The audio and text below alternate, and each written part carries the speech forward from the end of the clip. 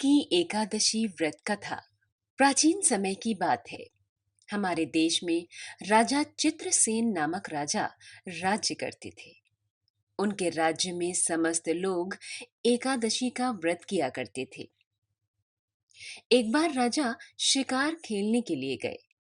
दैवयोग से वन में वह रास्ता भटक गए और दिशा का ज्ञान न होने के कारण उसी वन में एक वृक्ष के नीचे सो गए। कुछ समय पश्चात वहां कई मलेच्छ आए और राजा को अकेला देखकर उस पर अस्त्र शस्त्र से प्रहार करने लगे। लेकिन उनके अस्त्र शस्त्र राजा के शरीर पर लगते ही नष्ट हो जाते और राजा को पुष्पों के समान प्रतीत होते। धीरे धीरे उन जंगलियों की संख्या बढ़ती गई और अंत में राजा मूर्छित होकर गिर पड़े। तभी उनके शरीर से एक दिव्य शक्ति प्रकट हुई और उसने सभी दुष्टों को मार गिराया। राजा की आंखें जैसे ही खुली, उन्होंने सभी मलेच्छों को मृत देखा। वह सोचने लगे, इन्हें किसने मारा? इस वन में कौन मेरा हितैषी रहता है? राजा ऐसा विचार कर ही रहे थे कि तभी आकाशवाणी हुई।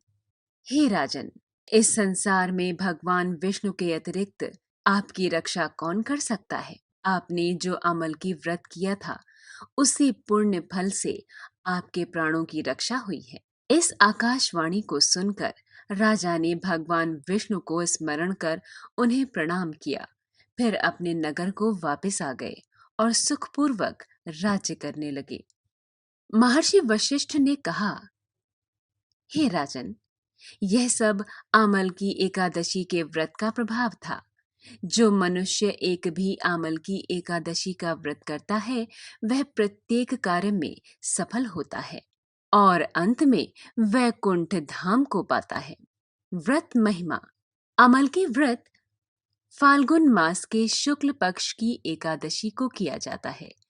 आंवले के वृक्ष में भगवान का वास माना जाता है, इसलिए आज के दिन आंवले के वृक्ष की पूजा करने से उत्तम फल प्राप्त होते हैं।